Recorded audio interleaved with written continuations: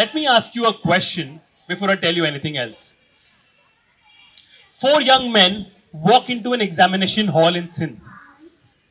One bench, four ink pots, and hearts thudding louder than the ceiling fan. Sorry? Their names. The names were Chuvarmal, Dayaram, Kauromal, and Naval Rai. Now tell me, who do you think passed the exam? Tell me. You looked at me and smiled when you guessed, didn't you? Naturally, I would have too. I mean, I had the confidence, I had the handwriting. I even had the dramatic pause before answering the questions, as if the examiner was waiting for my wisdom.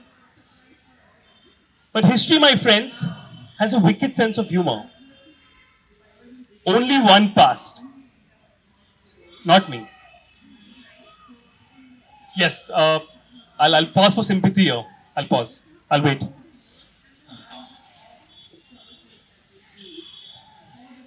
Very touching. Thank you. Thank you. So it was 1865. Sindh was still learning how to pronounce the word opportunity without choking on it. Government schools were appearing like stubborn weeds, around 20 of them. And we were told education was the future. The Gazette said it politely. Our parents said it loudly. And we boys believed it blindly. The exam was Bombay University's matriculation. Bombay. It would have been the moon. There we were, four Sindhi boys, believed that the moon would notice us. Chuvarmal passed. But the rest of us failed with great dignity. Now here's the part I really enjoy telling. I feel failure did not make us smaller. It made us noisier.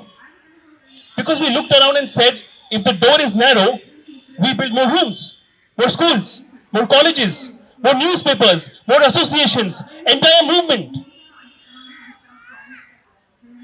While Chuvarmal went on to become the first Sindhi graduate, deservedly. I'll add because bitterness gives wrinkles. So I stood there and asked a different question. Who gets to learn? Yes, who gets to learn? Because education wasn't only about boys and benches. Girls were still hiding behind veils thick enough to hide the sky. Small little girls were getting married even before they could read their own names. Yes, medicine arrived, but female patients did not have female doctors to look at them. Babies died. Mothers died. Progress knocked. But propriety refused to open the door. So we pushed and pushed. Gently sometimes, loudly at others. We opened schools for girls. Now imagine the scandal. We trained teachers. We invited women from faraway places to come and teach here where none were allowed here to. We fought and argued with government, traditions, and sometimes relatives like you over dinner table. Sometimes people ask me, Naval Rai, do you regret not passing that exam? Not for a moment. Because that one single failure taught me something no exam, no certificate or degree ever could. I realized education is not a prize for the clever. Education is not a prize for the clever. It is a responsibility for the stubborn. Now let me try this and say this in the language of my bones. तालीम रोशनी आए बिना रोशनी कौम ना सोचे सके ना समझ सके ना मुस्तकबिल जो ख्वाब देसी सके. Education is light. So now let me ask you this one final time. Who do you think passed the exam? The Chuvarmal or Naval Rai? Careful how you answer. History is listening.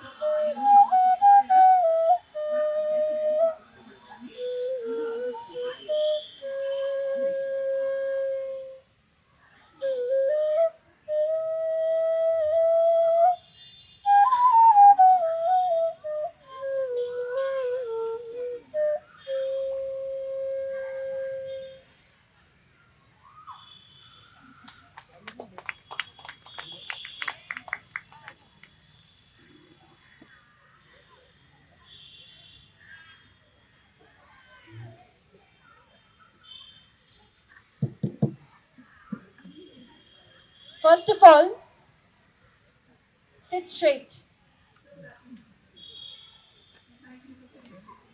No, I mean it. Sit straight. If you are listening to my story, at least do it properly.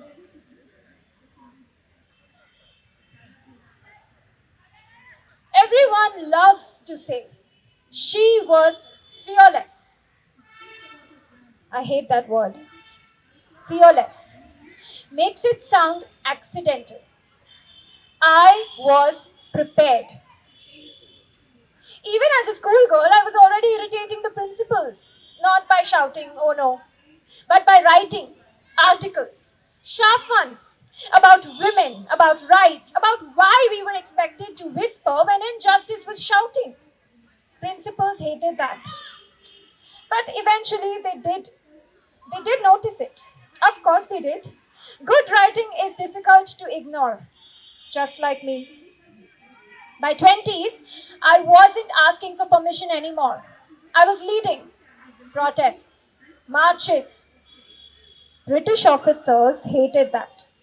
Especially orders coming from a woman who refused to lower her voice. Not much is said today, but once. Once during the Swadeshi movement, there was an auction for foreign liquor licenses. Yes, disgusting, isn't it? So what do? I lay down right there in front of the district collector's office all day. Imagine stepping over a woman's conscience just to bid on liquor. They couldn't. The auction got cancelled. Slip of a girl, the collector called it. You see, resistance doesn't always need slogans. Sometimes it just needs a body that refuses to move. And then came jail. Jail. So the jailers, they handed me prison clothes. I looked at them. Was I supposed to wear that? I led hunger strike not for myself but for the dignity.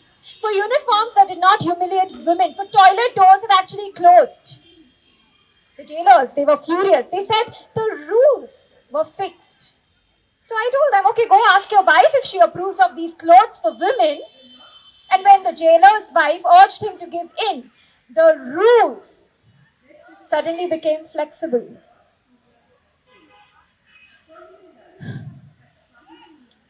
One day, Gandhiji came to Sindh to ask for donations. Everyone brought coins. I took off the gold jewelry that I was wearing and gave it to him without thinking what my mother was going to say. Because freedom is expensive. And I was done pretending that it wasn't. Then I married Hiranand Karamchand, the editor of the Hindu newspaper. Not the Hindu newspaper in Sindh. Sindh in Hyderabad. He was the man who published my articles. A man who trusted my words. People assumed that I would soften, settle, behave. Sorry to disappoint you, this isn't Taming of the Shrew. Instead, I became Kamla Hiranand. And when he got arrested, I ran the paper. Freedom doesn't wait for husbands to return. I stayed awake through all-night vigils. And when the Congress leaders got arrested in 1932, it was left to me to tell them what to do. And they did it. And people started calling me the dictator of Hyderabad. Yes, the dictator. Don't look so shocked. Someone had to give them the orders and I was very good at it. Let me tell you something very clearly. I did not fight so women could be praised for their sacrifices. I fought so they could be trusted with power. So when you tell my story, do not lower your voice. Do not say, oh, she was brave, and move on. Remember this instead. एक ज़ाल कमजोर ना आए, माण्हुनि जा ख़याल कमजोर आहिनि. एक सोच के मजबूत कजे त छा न हासिल थींदो.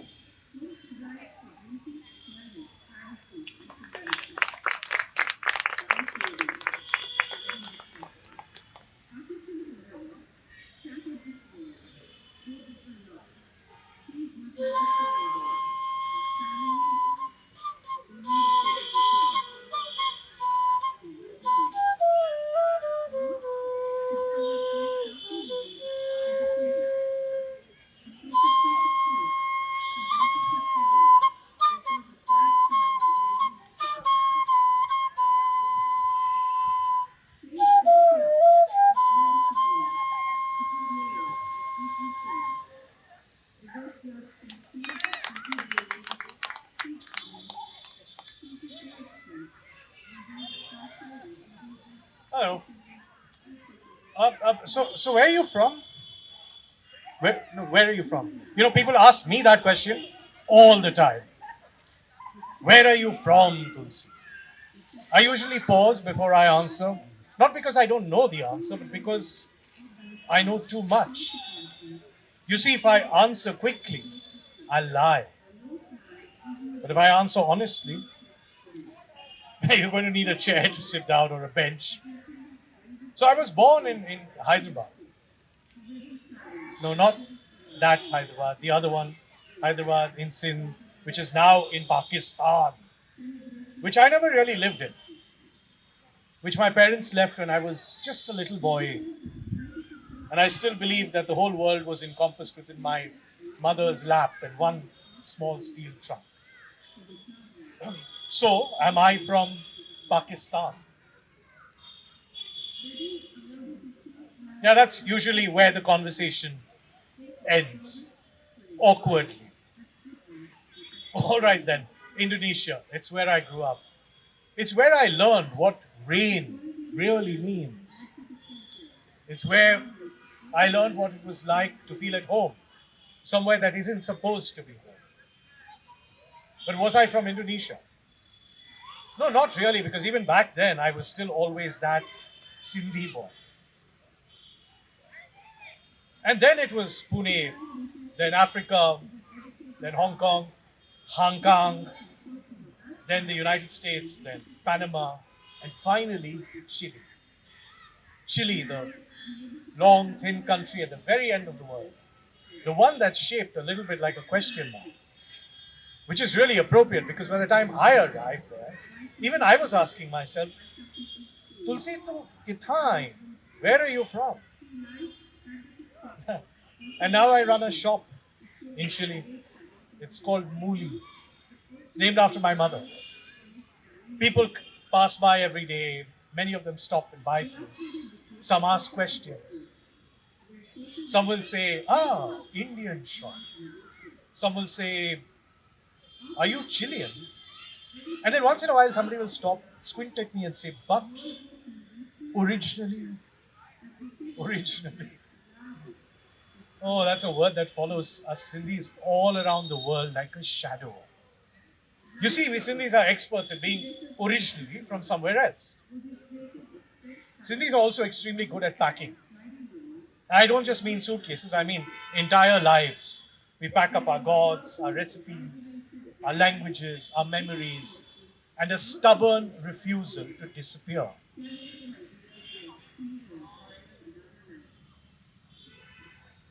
People think that it was the partition that scattered us. It's true that it was a partition that broke us open. But, we were moving a long time before that.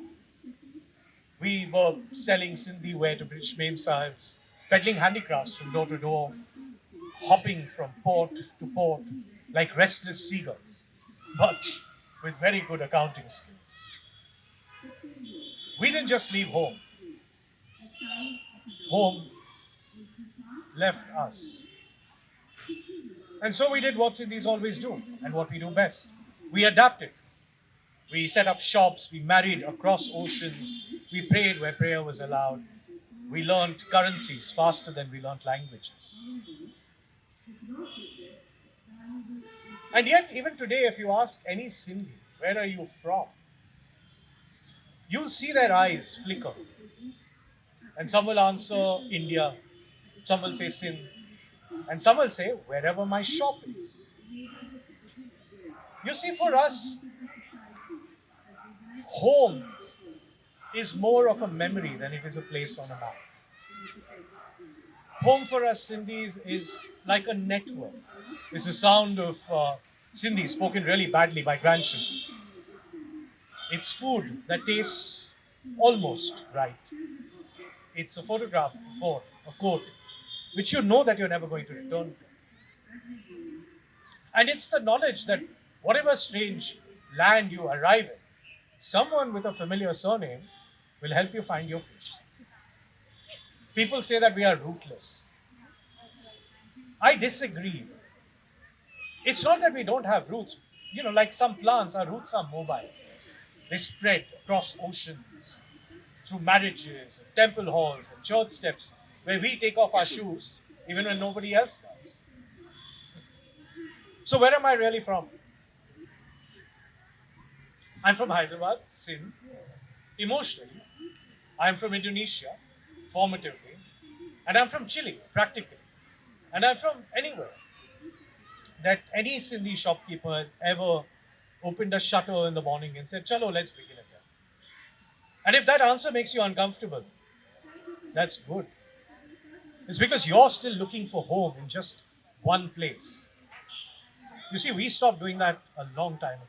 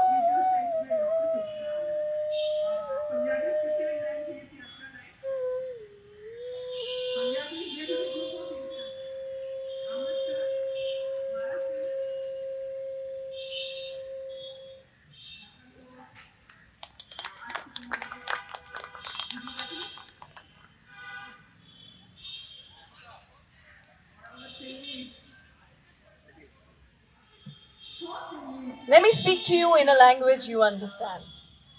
Huh. Don't ask me my name. Names require recognition, and you have already decided what not to recognize. I will tell you this much. When I left Sindh in 1947, I did not leave empty handed. I carried my language. It traveled light. No proof, no documents, just breath and memory. It lived in me in the way I scolded children, the way I counted money, the way I prayed when nights became unfamiliar. But in 1950, when this new country wrote its constitution and welcomed 14 languages, mine was not among them. I waited. My language waited. 20 years. 20 years is a long time for a language without land. And in this waiting, questions began to circle us like vultures. Reasonable ones, they said. Sensible ones, they said. Sai, what will you do holding on to your language now that you've lost your land? Why do you want to limit yourselves just to speaking with each other, huh? Don't you want your children to belong where they live? Isn't your script really complicated, inconvenient, too old? And then, the most careful cruelty of all. Why should a Hindu learn a Muslim script? As if alphabets ask you who you worship. As if words ask for passports. As if history can be divided without bleeding. Eventually, they made a decision. A generous one, they said. Sindhi would be taught, but in Devanagari script. Parents were grateful. I should have been grateful. My children will speak my language. But they would never hear it. They would never read it. They would never meet Shah Latif on the page. They would never recognize their own inheritance in ink. They would hear the language but never touch its past. Writers protested, lawyers argued, we begged the nation to listen. A year later, another decree arrived. Sindhi could also be taught in Arabic script. A choice, they called it, for a community that was already scattered. This choice split us further. Two scripts, two languages, two versions of a language that could no longer speak for itself. Tell me, how does a language survive when its children are taught to read it apart? So, no, I will not give you my name. Names come from a language that first must be acknowledged. And until you recognize mine to be more than just an inconvenience, I remain what you made me. Unwritten, uncounted, but still speaking.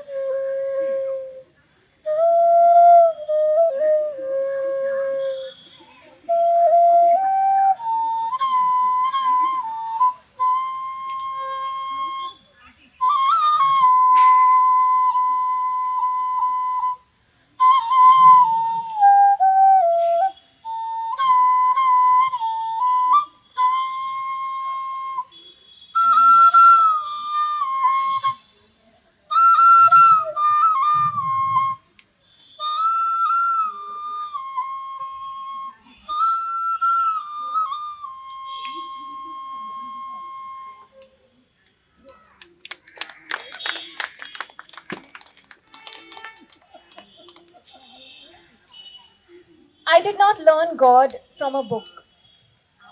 I learned God on an overnight train from Karachi. My father, Rup Chand. Rupo to most, Ara to others. He would take us there whenever he could. We travelled to Jalalani Sharif, to Sai Nasir Fakir Jalalani. As a little boy, my father was taken there once by his father, to the Thalla, where Saiji lived and spoke. That moment stayed with him all his life. And then it became ours. In the early days, the journey never ended at the railway station. We rode camels across sand. I remember laughing, holding on tight, feeling as though we are not crossing over to some another land, but into another way of living. Later, jeeps came to take us to the gods, but the magic never changed. Saiji, he lived in his prayer room, still, silent. He taught us Naam, breath, as prayer. Not some gods between us and the Almighty, just breath, awareness, silence. I am not Allah, he would say. I am just your teacher. Just like Roop Chand is a maths teacher, I show you the way. Whether to walk it or not is up to you. Hindus were given silent chants from our prayers. Muslims used words from theirs, but the meaning was the same. God is the greatest. No display, no noise, just practice. I was 9 when I received my Naam. I was told to do it for one day only. It was intense. I was alert and unbearably hungry. And sometimes while breathing, I would fall asleep. But when I woke, I saw a horse outside. with Krishna sitting on it, the peacock feather glowing. It was the same picture, the same Krishna from the little picture above my pinko. That image has never left me. The village was the village was mud huts, tall trees, old canal flowing nearby, food being cooked in clay pots. We sat together on chatais, ate on clay thalis. When Hindu devotees came, no meat was cooked. And in the evenings, Saiji spoke, sometimes to few, sometimes to 100. What he taught was very simple. Keep your ego in check. Continue your practice. I am not. You are. Share with those who have less. Live simply. At night, my father used to recite prayers from the Guru Granth Sahib, from the Quran. And when we would fall ill, he would whisper. He would whisper, Nasir Fakir Jalalani, Karminji Mushkil, Loon Pani. Nasir Fakir Jalalani, Karminji Mushkil, Loon Pani. Nasir Fakir Jalalani, Karminji Mushkil, Loon Pani.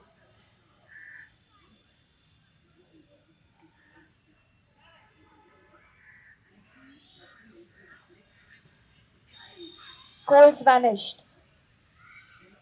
Fevers eased. Or maybe faith did the healing. You see, from Saiji, I learned to live and see God everywhere, especially in the poor. And after partition, my father gathered all of Saiji's wisdom and put it into a book called Sufi Suno. And even when borders hardened, we returned whenever we could. And even now, every March, the Mela at Jalalani Sharif continues. Hindus still go. Muslims still go. Visas become harder. Faith does not.